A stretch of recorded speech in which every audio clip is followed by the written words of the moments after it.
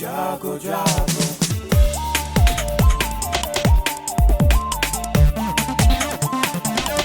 Radio जागो जागो radio जागो 90.4 FM। नमस्कार, ये रेडियो जागो 90.4 FM है।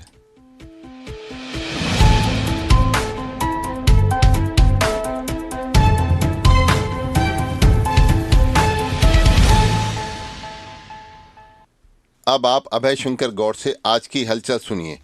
प्रधानमंत्री नरेंद्र मोदी ने कल 5 राज्यों जहां अभी चुनाव हुए हैं उनमें से राजस्थान, मध्य प्रदेश, छत्तीसगढ़, तेलंगाना और मिजोरम में विकसित भारत संकल्प यात्रा को हरी झंडी दिखाकर रवाना किया।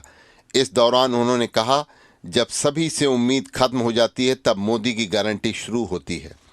यह यात्रा अन्य राज्यों में पहले ही शुरू हो गई थी, लेकिन इन 5 राज्यों में विधानसभा चुनावों की वजह से लागू आदर्श आचार संहिता के कारण इसकी शुरुआत देरी में हुई। मोदी ने विभिन्न राज्यों के उन लाभार्थियों से बातचीत भी की जिन्होंने विभिन्न सरकारी योजनाओं का लाभ इसके अंतर्गत उठाया है। उत्तर प्रदेश को लीड्स रिपोर्ट 2023 में लैंडलॉक राज्यों की श्रेणी में अचीवर्स राज्यों की सूची में शामिल किया गया है। यह लगातार दूसरा वर्ष है जब उत्तर प्रदेश को लीड्स सर्वे रिपोर्ट में अचीवर्स राज्यों की सूची में स्थान दिया गया है। इसकी रैंकिंग जारी की जाती है जिसमें 4 समूहों में बांटा जाता है। इसमें कोस्टल, लैंडलॉक, पूर्वोत्तर नॉर्थ और केंद्र शासित प्रदेश समूह शामिल हैं। प्रदेश समूह को 3 श्रेणियों अचीवर्स, फास्ट मूवर्स और एस्पायरर्स में वर्गीकृत किया है। इनमें अलग अलग राज्यों व केंद्र शासित प्रदेशों को स्थान दिया जाता है। हरदोई में फायर ब्रिगेड की ओर से शहर के जीआईसी व बान ब्लॉक के स्कूल में अग्नि सुरक्षा को लेकर छात्राओं को जागरूक किया गया। इस दौरान उन्हें आग पर काबू पाने के तरीके भी सिखाए गए। मुख्य अग्निशमन अधिकारी महेश प्रताप सिंह के अनुसार मुख्यमंत्री की ओर से स्कूल सुरक्षा उत्तर प्रदेश राज्य आपदा प्रबंधन प्राधिकरण की ओर से स्कूलों में छात्र छात्राओं को घर में होने वाली आग की घटनाओं पर काबू पाने के लिए उपाय बताए जा रहे हैं। फायर ब्रिगेड की टीम की ओर से बताया गया है कि जब घरेलू गैस सिलेंडर में घर के अंदर आग लगे तो उसे किस तरीके से बुझाते हैं, उसे क्या करना चाहिए, इन सब तौर तरीकों को प्रैक्टिकल रूप में सामने दिखा करके बताया गया।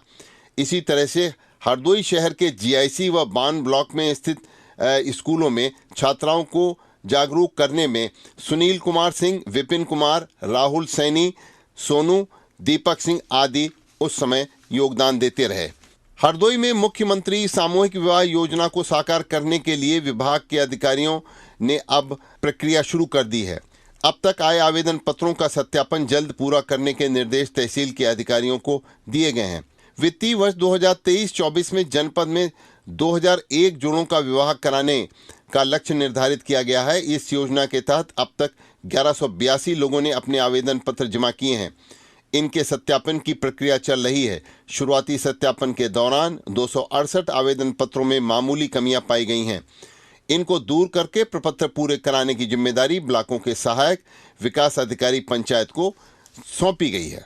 हरदोई में मंसूर नगर के फतेहपुर ग्राम सभा में विकसित भारत संकल्प यात्रा के तहत फतेहपुर ग्राम सभा बरखेरा में जिला पंचायत अध्यक्ष प्रेमावती ने दीप जलाकर कार्यक्रम का शुभारंभ किया। सरकार की उपलब्धियां उन्होंने गिनाई। ग्राम प्रधान ने मुख्य अतिथि का स्वागत किया।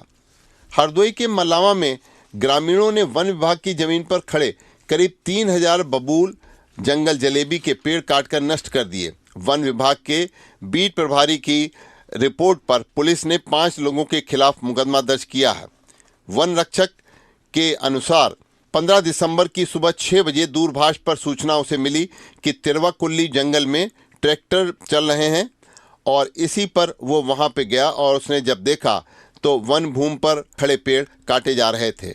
हरदोई के बिलगाम तहसील में 1 दर्जन से ज़्यादा सड़कें क्षतिग्रस्त हो गई हैं क्योंकि गंगा एक्सप्रेस वे के निर्माण के लिए सामग्री व मिट्टी लेकर गुजरने वाले भारी वाहनों की वजह से ऐसा हुआ है। इन मार्गों से गुजरकर जाने वाले करीब आधा दर्जन सैकड़ा से ज़्यादा गांवों के लोगों को सफ़र के दौरान अभी राहत मिलने वाली नहीं है। विभाग ने प्रस्ताव तो भेजा है लेकिन बजट न मिलने की वजह से मरम्मत की प्रक्रिया अभी अटकी पड़ी हुई है।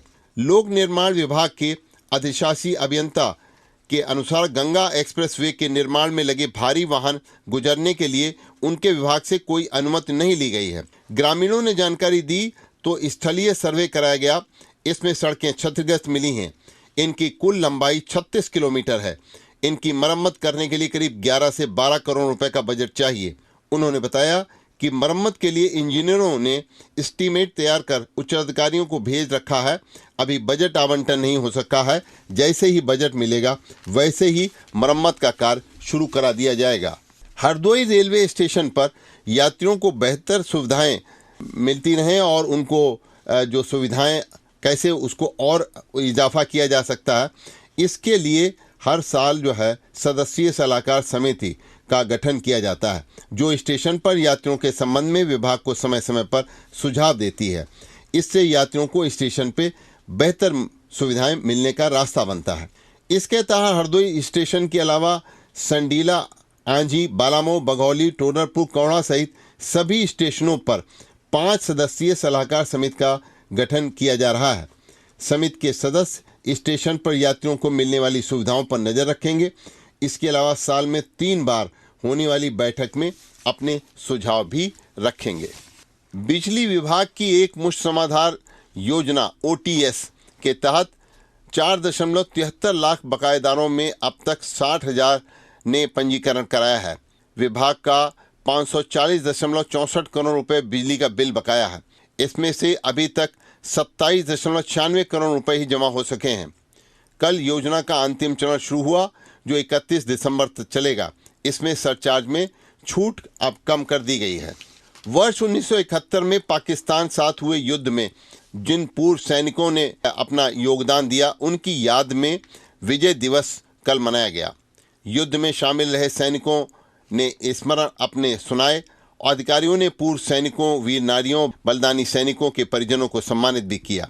जिला सैनिक कल्याण एवं पुनर्वास कार्यालय में शनिवार को 1971 के युद्ध में पाकिस्तान के खिलाफ मिली जीत पर मनाए जाने वाले विजय दिवस पर कार्यक्रम का आयोजन हुआ।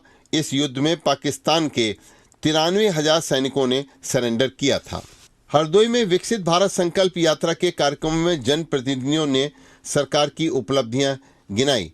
गोद भराई व अन्य प्राशन की रस्में भी पूरी की गईं। शाहाबाद के परियल में उच्च शिक्षा राज्य मंत्री रजनी तिवारी ने इस बारे में बताते हुए ग्रामीणों को कहा कि सरकार की मंशा है कि सभी पात्रों को बिना भेदभाव के लाभान्वित किया जाए। उन्होंने सरकार की उपलब्धियां भी गिनाई। हरदोई में विधानसभावार फोटोयुक्त मतदाता सूची में अब समान फोटो का मिलान शुरू किया गया है। जिला निर्वाचन अधिकारी मंगला प्रसाद सिंह ने बताया कि सभी निर्वाचक रजिस्ट्रीकरण और सहायक निर्वाचक रजिस्ट्रीकरण अधिकारियों से कहा गया है कि वह आयोग की ओर से प्राप्त कराए गए सॉफ्टवेयर पर समान फोटो के मिलान में तेजी लाएं। अभी आप सुन रहे थे अभय शंकर गौड़ से आज की हलचल। ये रेडियो जागो 90.4 FM है। आप खुश रहें, स्वस्थ रहें, आपके सुखमय जीवन की हम कामना करते हैं। आइए रेडियो जागो 90.4 FM के अन्य संगीतमय कार्यक्रम आप सुनिए।